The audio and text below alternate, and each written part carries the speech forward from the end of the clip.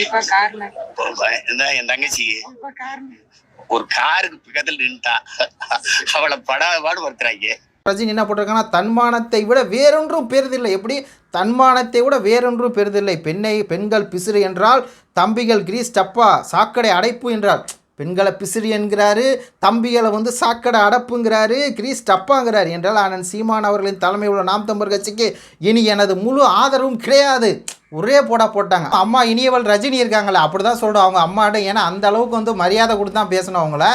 அவங்க வந்து பார்த்தீங்கன்னா அக்கா காளியம்மாளுக்கு வந்து ஆறுதல் சொல்ல வந்து போயிருக்காங்க. இந்த மாதிரி சீமான் அவர்கள் வந்து உங்களை பிசிறுன்னு வந்து சொல்லிக்கிட்டாரு, ஐயோஹோ என்னால் வந்து தாங்க முடியலை, என் நெஞ்செல்லாம் வந்து புண்ணாக இருக்குது, அப்படி எப்படி சீமானை வந்து சொல்லலாம், அப்படிலாம் சொல்லியிருக்கவே கூடாது, அதனால் நீங்கள் வந்து கட்சி விட்டு வெளியே வந்துடுங்க, நான் வந்து உங்களுக்கு ஆறுதலாக வந்து இருக்கேன் அப்படின்னு சொல்லி ஆறுதல் சொன்னதாகவும் சொல்லிகிட்டே வந்து இப்போ வெற்றிக்குமரன் புதுசாக வந்து ஒரு கட்சி ஆரம்பிச்சிருக்காருல.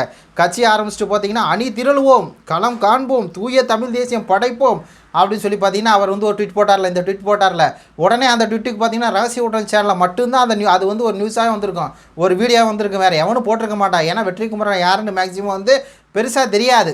நாம் தமிழர் கட்சியில் இருந்தாலும் பெருசாக அந்த மேடை எல்லையெல்லாம் வந்து பேசியிருக்க மாட்டாப்புல, அதனால வந்து தெரியாது. ஆனால் வந்து பார்த்தீங்கன்னா ரகசிய ஊடகம் சேனல் மட்டும் எடுத்து வந்து அப்படியே பார்த்தீங்களா அடுத்த ஒரு தமிழ் தேசிய கட்சி வந்து வந்துருச்சு, இது ஒரு தூய தமிழ் தேசிய கட்சி அப்படின்னு சொல்லி பார்த்தீங்கன்னா 3 நிமிஷம் உருட்டியிருப்பாப்புல.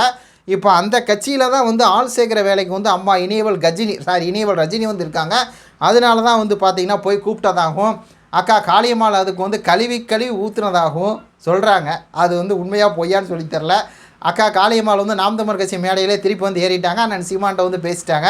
என்னென்னா போய் இந்த மாதிரி ஒரு சுச்சுவேஷனில் போய் ஆறுதல் கூடுற மாதிரி அதெல்லாம் அப்படி தாங்க. அங்கே வந்து அண்ணன் சீமான் வந்து இப்படியெல்லாம் பேசுகிறாரு பார்த்தீங்களா, கெட்ட வார்த்தைலாம் பேசுகிறாரு பார்த்தீங்களா. இப்போது அண்ணன் வெற்றிக்குமரன் பார்த்தீங்கன்னா தங்கங்க, அவர் கெட்ட வார்த்தையே பேச மாட்டார், அவர் வந்து பெண்களுக்கு அதிக மதிப்பு வந்து கொடுப்பார். ஆனால் சீமான் அண்ணன் வந்து மதிப்பே கொடுக்க மாட்டார் அப்படின்னு சொல்லி பார்த்தா இனியவள் கஜினி வந்து சொல்லுவாங்க, ரஜினி அம்மா வந்து சொல்லுவாங்க. ஆனால் அண்ணன் சீமான் கூட கிட்டத்தட்ட 7-8 வருஷமாக பயணிச்சிருக்காங்க அக்கா காளியம்மாள்.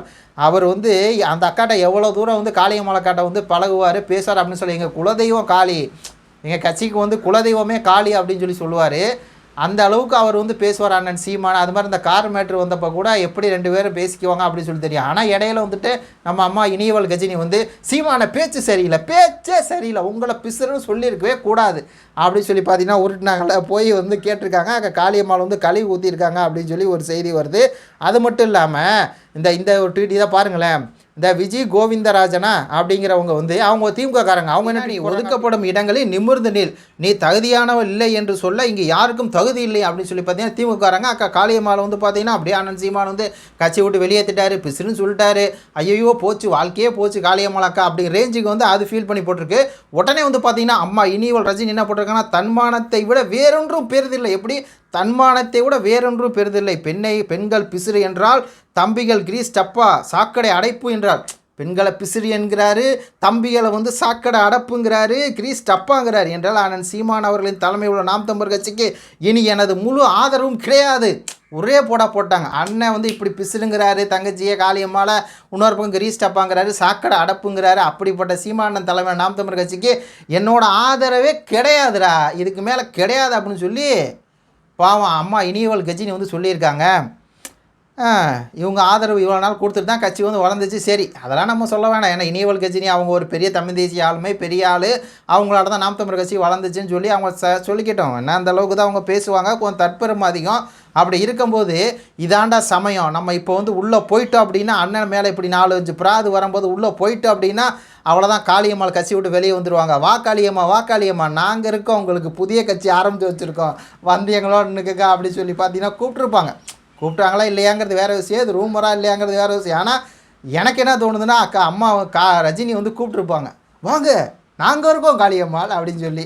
அக்கா வந்து நீங்கள் அங்கிட்டு ஓரமாக போய் நில்லுங்கம்மா, அண்ணன் சீமானை தான் என்னை வந்து உருவாக்குனார், எனக்கு வந்து இது எல்லா தேர்தலையும் வந்து போட்டி கொடுக்க வாய்ப்பு கொடுத்தாரு, எங்களுக்குள்ளே சிறு பிரச்சனை வரும், அது வந்து ஒரு கட்சின்னு இருந்தால் எல்லாத்துக்கும் பிரச்சனை வரும், அடிதடி வரும், சண்டை வரும், எல்லாமே வரும், அதுக்காக உங்க கூட வந்துட முடியுமா, நாங்கள் பேசிக்குவோம், சரி பண்ணிக்குவோம், எல்லாம் பண்ணிக்குவோம். அண்ணன் அக்கா காளியம்மாளுக்கும் அண்ணன் சீமானுக்கும் அப்படியே ஒரு வீடியோ போடுறேன் பாருங்கள், இந்த வீடியோ பாருங்கள். ஆனால் இந்த கார் விஷயம் சொல்லுங்கண்ணே அப்படிங்கும்போது அது எந்த அளவுக்கு அவங்க ரெண்டே நல்லா மியூச்சுவலாக தாங்க இருக்காங்க.